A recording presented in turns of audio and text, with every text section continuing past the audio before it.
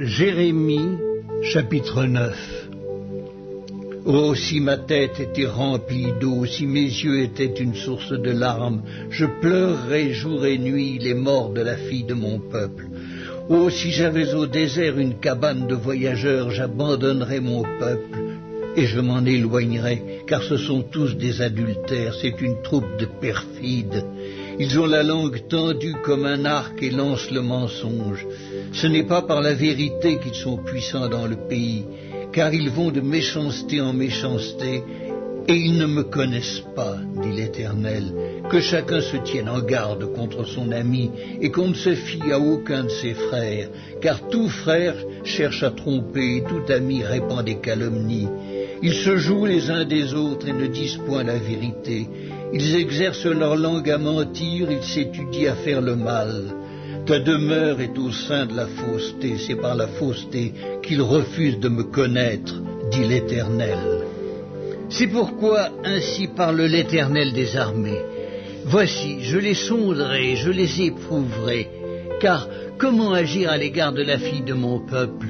Leur langue est un trait meurtrier, ils ne disent que des mensonges. De la bouche, ils parlent de paix à leur prochain, et au fond du cœur, ils lui dressent des pièges. Ne les châtierai-je pas pour ces choses, dit l'Éternel? Ne me vengerai-je pas d'une pareille nation?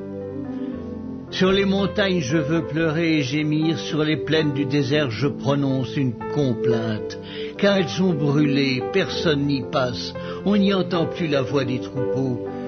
Les oiseaux du ciel et les bêtes ont pris la fuite, ont disparu. Je ferai de Jérusalem un monceau de ruines, un repère de chacals, et je réduirai les villes de Juda en un désert sans habitants. Où est l'homme sage qui comprenne ces choses? Qu'il le dise, celui à qui la bouche de l'Éternel a parlé. Pourquoi le pays est-il détruit, brûlé comme un désert où personne ne passe?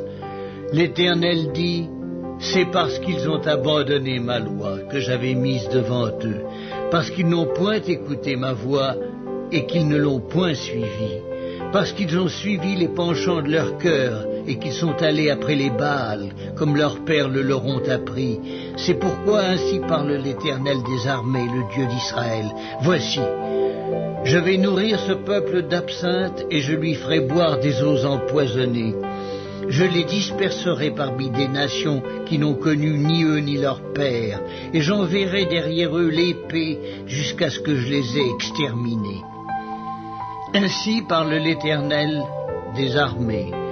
Cherchez, appelez les pleureuses et qu'elles viennent, envoyez vers les femmes habiles et qu'elles viennent, qu'elles se hâtent de dire sur nous une complainte, et que les larmes tombent de nos yeux, que l'eau coule de nos paupières, car des cris lamentables se font entendre de Sion.